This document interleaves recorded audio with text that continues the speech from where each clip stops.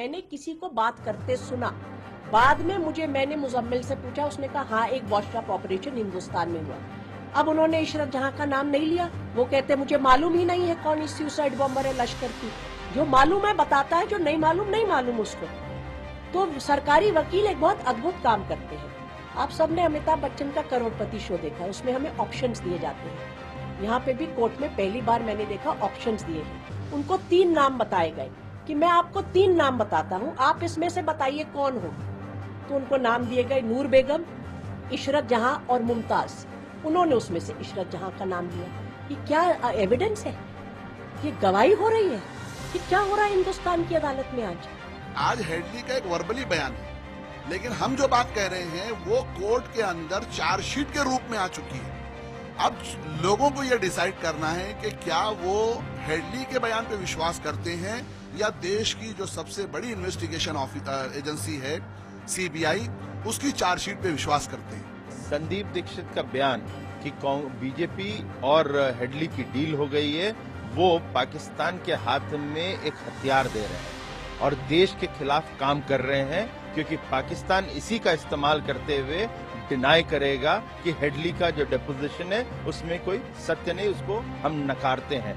पाकिस्तान को इस प्रकार का हथियार देने पर कांग्रेस को तुरंत संदीप दीक्षित के ऊपर कार्रवाई करना चाहिए और उसे पार्टी से सैक करना चाहिए। चलिए, तमाम बातें हमारे सामने हैं, लेकिन एक जांच एजेंसी को लेकर यहाँ सवाल खड़े किए जा रहे हैं और वो जांच एजेंसी सीबीआई है। पूरे मामले में लक्ष्मीकांत जी आपसे समझना चाहूँगा, ये जो मौजूदा केंद्र सरकार है हेडली को एक बड़े मोहरे के रूप में पाकिस्तान के खिलाफ इस्तेमाल करेगी या फिर ये पूरी बहस सिर्फ और सिर्फ आकर इशरत जहां पर सिमट जाएगी आज की सूरत हाल में? देखिए, आप देखेंगे पिछले 6-8 महीने में इस देश में अजीब तरह का एक आप देखेंगे कि बहुत सारी ऐसी कार्रवाइयाँ हुई हैं जो बहुत सालों से यहाँ से दबी पड़ी थी, छुपी पड़ी थी।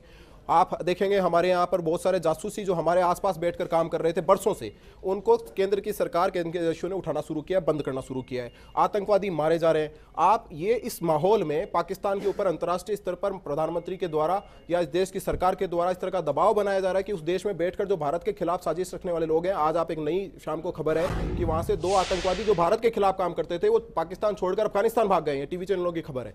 उस दौर में जब हम इतनी मेहनत के बाद, हमारी एजेंसियां, हमारी सरकार इतनी मेहनत के बाद पाकिस्तान को नंगा करने के लिए इस तरह की कार्रवाई कर रही है, उस दौर में दुनिया की पहला ऐसा देश है जहां पर ऐसी पार्टियां भी हैं जो भारत को ही दूसरे देशों के सामने नीचा दिखाने के लिए इस तरह की हरकतें कर रही हैं। और दूसरी बात देखिए, ये टोटली बिल्कुल एक तरीके का मामला है। पिछली आप देखेंगे हरियाणा में दीपेंद्र हुड्डा जी की सरकार थी, उस सरकार में 300 एनकाउंटर हुए, लेकिन उस पर कोई सवाल नहीं करता। केवल इस तरह पे इसलिए सवाल करता है कि समुदाय विशेष से जुड़ी हुई है और वोट बैंक की मैं भी नहीं करता, लेकिन हेडली ने बोला इसलिए करना पड़ रहा है।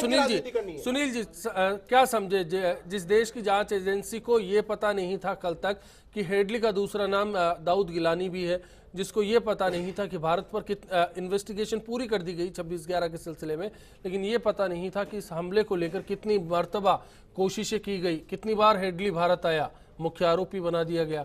ऐसे हालात में कहीं नहीं लगता कि चूक हमारे बीच से हो रही है और उसके लिए कहीं ना कहीं ये जो पॉलिटिकल मुद्दे बीच में जुड़ जाते हैं किसी बात को लेकर, वो जिम्मेदार हो जाते हैं? नहीं, देखिए, अगर आप चूक की करें तो इसमें तो कोई शक ही नहीं है कि जब भी कोई टेररिस्ट एक्टिविटी अगर सक्सेसफुली इंप्लीमेंट हो जाती है तो कहीं ना कहीं चूक तो उसमें होती है, उसको कोई स्वीकार करे या नहीं करे। बट 101% बात है कि अगर कोई भी अगर टेररिस्ट एक्टिविटी और अंदर इंडिया में पेनिट्रेट करके अगर इकोनॉमिक कैपिटल जगह को पेनिट्रेट करके कोई आता है तो उसमें चूक तो है, उसको आप स्वीकार करें या नहीं करें, वो चूक 101% है। मतलब घर के भेदियों को तलाशना चाहिए, 100% तलाशा जाना चाहिए। मैं तो लगातार मैंने अपने ब्लॉग में भी लिखा है, कल भी लिखा है इस बात को कि आप केवल पाकिस्तान के ऊपर ही तोप नहीं ताने, हमारे अंदर भी जो भी अगर कुछ गड़बड़ी है हमें उन्हें फाइंड आउट करना चाहिए और इसके लिए certainly we must be concern about it. पर यहाँ एक बात है, मैं केवल एक ही बात कहना चाह रहा हूं कि हेडली के माध्यम से आप पाकिस्तान को डॉक में खड़ा कर सकते थे, पर आप उसको डॉक में खड़ा करने की बजाय भैया आप बरी करना चाहते हो अपने आप को, आप अपने आप को करने का दे रहे हो, आप तो आतंकवादियों के पक्ष में आके खड़े हो जाते हो। किसको आप एक्सपोज करने दोगे जो आपसे 10 साल नहीं हुआ? लक्ष्मीकांत जी चलिए 2 दौर में बहस हुई है, गर्मा गर्म बहस हुई है, एक बार बात हो जाए मैं आऊंगा फिर बात का जवाब एक बात दे लेने दीजिए। दिलचस्प बात ये है कि जिस दल ने भारतीय राष्ट्रीय आंदोलन के स्वतंत्रता के आंदोलन के अंदर अपने आप को डेलिबरेटली दूर रखा, आज हमें राष्ट्रवाद का वो राष्ट्रवाद का पाठ पढ़ाती है। अरे यार आप तो माफिया मांग रहे थे, आप अंग्रेजों से माफिया मांग रहे थे, सोनिया गांधी पैदा ही नहीं हुई थी बेचारी, आपने माफिया मांगी है। सोनिया गांधी के पिताजी महात्मा गांधी की हत्या कर रहे थे, जिन्होंने महात्मा गांधी की हत्या की बहुत शिक्षा दे रहे हैं। शर्म आनी चाहिए लोगों को, लड़ाई लड़ रहे होंगे। अरे सुनिए सर, एक गांधी परिवार को छोड़ दीजिए, भारत की आजादी में लड़ने मरने वाले कितने लोगों को आपने टिकट दी है, कितने लोगों को आपने टिकट दी? आप तो देश की आजादी के लिए लड़ने वाले लोगों के हत्यारे हैं, आप तो देश के लिए लड़ने मरने वाले लोगों के हत्यारे हैं। आप गांधी के हत्यारे हैं, आप गांधी के हत्यारे, आप हजूर मसद के, सुनिए आप सबसे बड़े वकील हैं आजाद नेहरू को छोड़कर एक नाम बता दीजिए। हंगामा नहीं करना लक्ष्मीकांत जी, सुनील जी, मैं हंगामा नहीं चाह रहा, मैं इस मसले पर एक कॉन्क्रीट बहस चाह रहा हूँ कि हेडली को क्या इस्तेमाल किया जा सकता है। करोड़ी सिंह जी आपके पास आ रहा हूँ, क्या हेडली को भारत एक दोहरे के रूप में इस्तेमाल कर सकता है? हेडली तुरूप का इक्का साबित होगा। प्लीज सुनील जी, लक्ष्मीकांत जी आऊंगा, फिर मैं बात करूंगा आपसे। देखिए क्या हेडली एक तुरूप का इक्का साबित हो सकता है आतंक के खिलाफ लड़ाई में?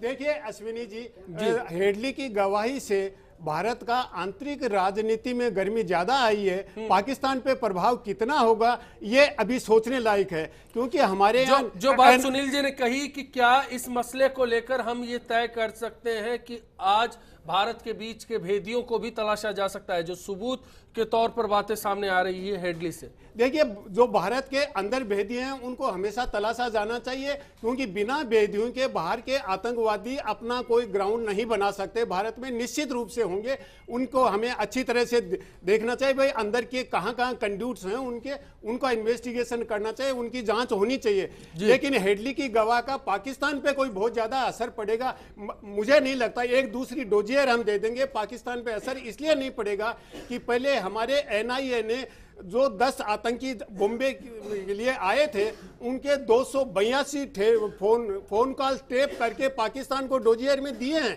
वो क्लियर कट एविडेंस है, लेकिन पाकिस्तान मानने को तैयार नहीं कि पाकिस्तान सरकार, पाकिस्तान की मिलिट्री या आईएसआई इन्वॉल्व है किसी न किसी रूप में। वो कहते हैं नॉन स्टेट एक्टर्स हैं, तो पाकिस्तान पे नहीं पड़ेगा। लेकिन अंतर्राष्ट्रीय समुदाय को हम जरूर कन्विंस करेंगे कि पाकिस्तान की सरकार इन्वॉल्व है, और जहां सरकारें आतंकवाद में इन्वॉल्व है तो बार बार आईएसआई का नाम यहाँ पर आता है। इंद्रोजा जी बीकानेर से, नमस्कार। नमस्कार अश्विनी जी, बताएं सर। पारिक साहब, मैं सुनील जी और लक्ष्मीकांत जी दोनों से कहता हूं कि देखिए पूरा देश आपको देख रहा है जी सर। और जिस भाषा का इस्तेमाल आप कर रहे हो, मुझे बड़ा अफसोस होता है, बड़ा खेद होता है कि आप इतनी बड़ी पार्टी के सुनील जी, आपको हंसी आ रही है मेरी बात पे, लोग आपको देख रहे हैं ना, इतनी बड़ी पार्टी का आप लीडर और नेतृत्व करते हो, दोनों इतनी बड़ी पार्टी की वजह से ऐसे भाषा का आप इस्तेमाल करते हो। और क्या आरोप लगा रहे हो सुनील जी कि आप गांधी के हत्यारे हो? क्या सबूत आपके पास, क्या सबूत दे सकते हैं? भाई आप पे प्रतिबंध लगा था उस टाइम, अरे सुप्रीम कोर्ट और सरदार वल्लभ भाई पटेल ने लगाया था, वल्लभ भाई पटेल ने लगाया था, वल्लभ भाई पटेल ने लगाया था। बिल्कुल नहीं किया, गलत बिल्कुल गलत। बात सुन लीजिए, इतिहास पढ़िए आप, वापस इतिहास पढ़िए। वल्लभ भाई पटेल ने एक बार ओझा जी को बात हो जाने दीजिए। ओझा जी, आपके एफिडेविट्स के ऊपर, आपके माफीनामों पर। चलिए ओझा जी, मैं बहुत बहुत शुक्रिया आपका इस बात को रखने के लिए। राजेंद्र जी, जांच एजेंसियां हेडली को किस तरह से इस्तेमाल कर सकती हैं? अब इनके बयान है उसकी पूरी समीक्षा होगी, उसका जो भी न्यायिक दृष्टि से और आपकी अनुसंधान की दृष्टि से, दोनों दृष्टिकोणों से उसका पूरा विवेचन होना चाहिए। और विवेचन होने के बाद में जो सत्य है वो इस देश की जनता के सामने आना चाहिए, अंतर्राष्ट्रीय समुदाय के सामने आना चाहिए कि किस तरह से लश्कर तोयबा, किस तरह से जैश मोहम्मद और किस तरह से पाकिस्तान पूरे विश्व में आतंकवाद को पनपा रहा है। हिंदुस्तान में जो आतंकवाद पनप रहा है उसमें पाकिस्तान की क्या भूमिका है और दूसरे देशों का उसके ऊपर किस तरह से प्रभाव पड़ने वाला है, इसका इस तरह से इस्तेमाल किया जा सकता है। चलिए, मैं आखिरी दौर के लिए लौटूंगा ब्रेक के बाद। देखते रहिए बिग फाइट लाइव जारी रहे। अपने जो अधिकारी हैं जो बैठे हुए हैं, जैसे जो पासपोर्ट जारी करने वाला है या पासपोर्ट चेक करने वाला एयरपोर्ट पे भी होता है, तो इसके ये अपनी गलती है। तो अपने जो अधिकारी हैं वो इस मामले में कोई एक्शन नहीं लेते या वो ढंग से चेक नहीं करते। हेडली की बातों पर बयान को यकीन नहीं करना चाहिए, क्योंकि क्या उसमें बहुत सारी बातें हैं जो उनकी बात पर यकीन क्यों करेंगे।